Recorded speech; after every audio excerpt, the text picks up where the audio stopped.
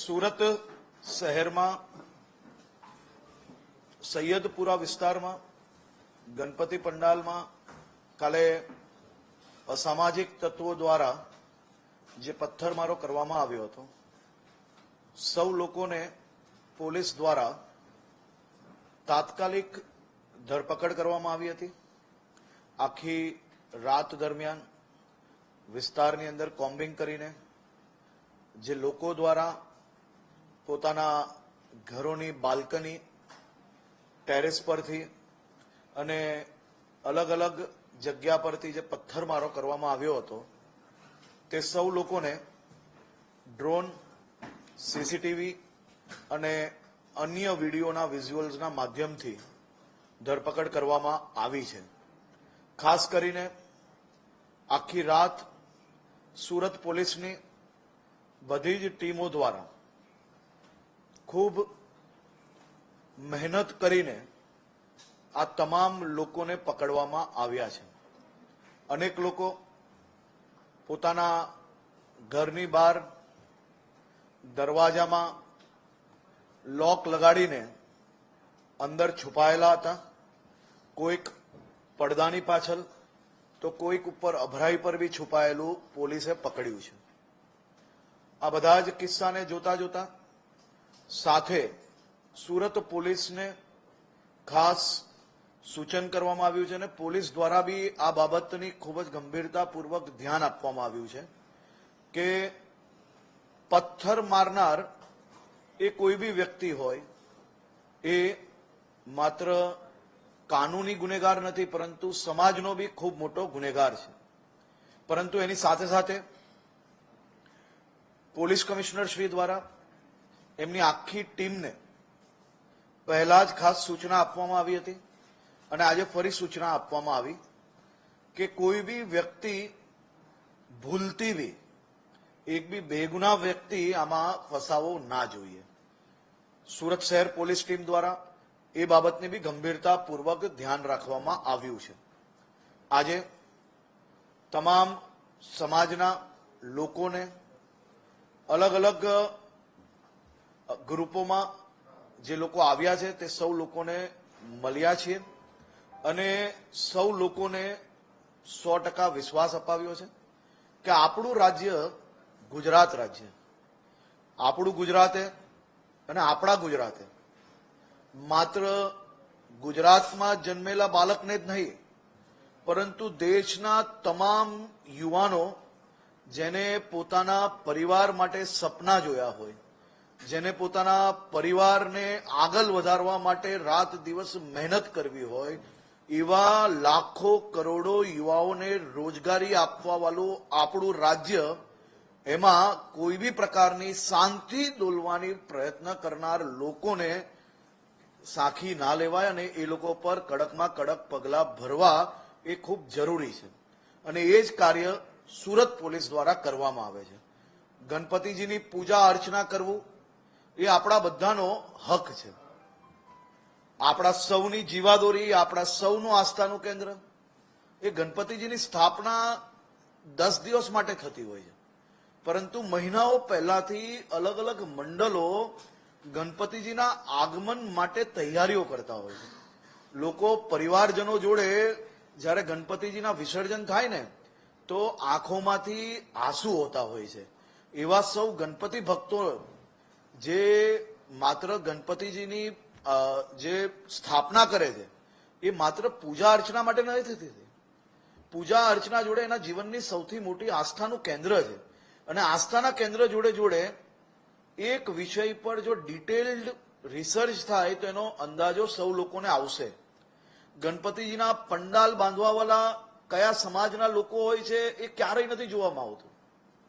આપણે ક્યારેય એ વિચારો જોડે ગુજરાતમાં નથી જીવ્યા. આપણે સૌ લોકોએ રાત દિવસ મહેનત કરી છે, કાળી મજૂરી કરી છે, ત્યારે આપણું ગુજરાત આજે દેશનું પ્રથમ રાજ્ય બન્યું છે.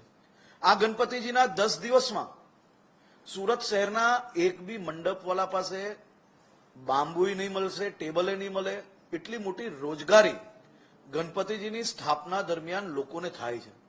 માત્ર મંડપવાળા એટલું જ નહીં, બેન્ડ બાજાવાળા હોય, ઢોલ નગારાવાળા હોય, ડીજે વાળા હોય, કે પછી પૂજા અર્ચના કરનાર પૂજારીજી હોય કે પછી કેટરિંગનો નાનો મોટો વેપાર કરતા લોકો હોય કે લારી કે પછી રેસ્ટોરન્ટ ચલાવતા હોય, આ તમામ લોકોના વેપારમાં ખૂબ જ મોટી આ સમય દરમિયાન બઢોતરી થતી હોય છે.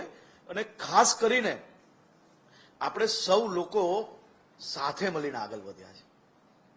મારી સૌ સમાજને અપીલ છે કે પથ્થર મારનાર કોઈ બી વ્યક્તિ હોય, પોલીસનું કામ પછી કરે, સર્વપ્રથમ સમાજના આગેવાનોનું કામ છે. સર્વપ્રથમ સમાજના સૌ આગેવાનોનું કામ છે કે આપણે આપણી સામાજિક ભાવનાઓ, આપણા રાજ્યની, આપણી ધરતીની અને આપણે સૌ લોકોને જે ધરતીએ રોજગારી આપી છે, જે ધરતીમાં આપણે મોટા થયા છે, એ ધરતી પર આ પ્રકારનું કૃત્ય ક્યારેય ના ચલાવી લેવાય.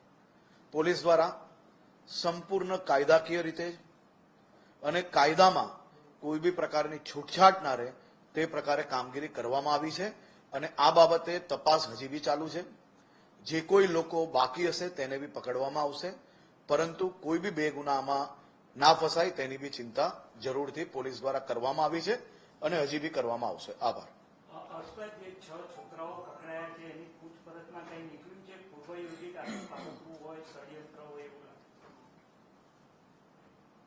એ 6 છોકરાઓ માટેનો બી વિષય પોલીસ દ્વારા ડિટેલ્ડ ઇન્વેસ્ટિગેશન કરવામાં આવ્યું છે.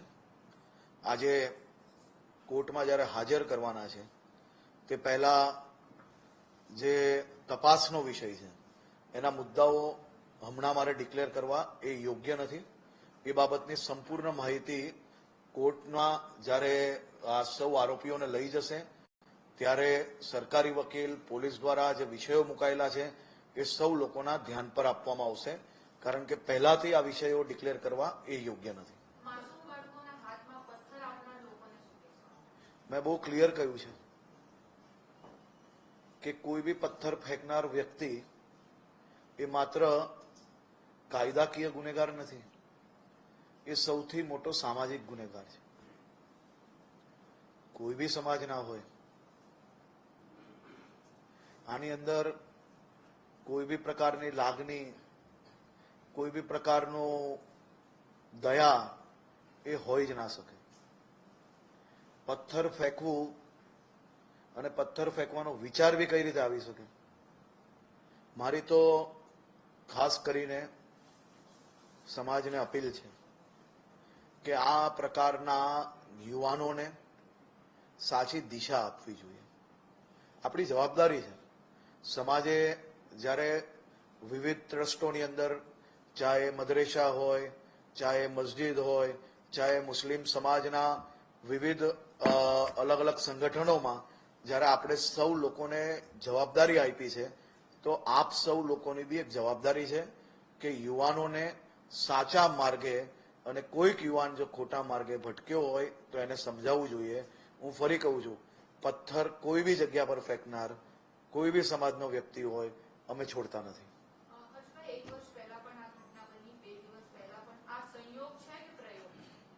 જો સંપૂર્ણ મેં તમને જેમ કહ્યું એમ ઇન્વેસ્ટિગેશન ચાલુ છે અને ચાલુ ઇન્વેસ્ટિગેશને હું કોઈ બી પ્રકારના સ્ટેટમેન્ટ નથી આપી શકતો.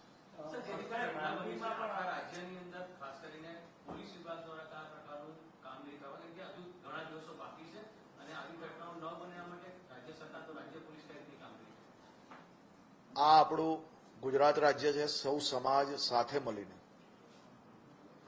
બધા જ ઉત્સવ મનાવતું આવ્યું છે અને આ વખતે બી ગણપતિજીની શાનથી હજી 8 દિવસ પૂજા અર્ચના થશે અને અદ્ભુત રીતે થશે. અને આમાં કોઈ બી પ્રકારના ઇફ એન્ડ બટ હોય જ ના શકે.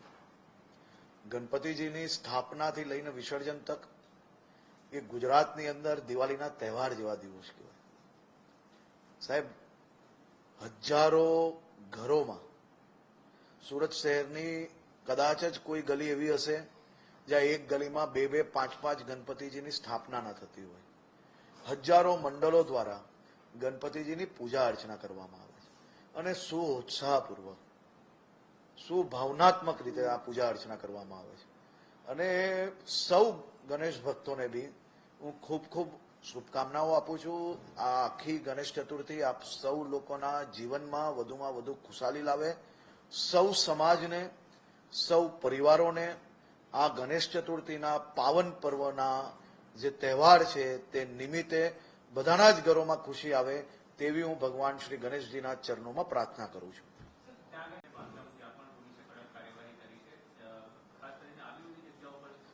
મેં આપને કહ્યું એ પ્રકારે હું એક જવાબદાર વ્યક્તિ છું અને જવાબદાર વ્યક્તિ તરીકે મારી જવાબદારી છે કે કાયદાનું પાલન થાય.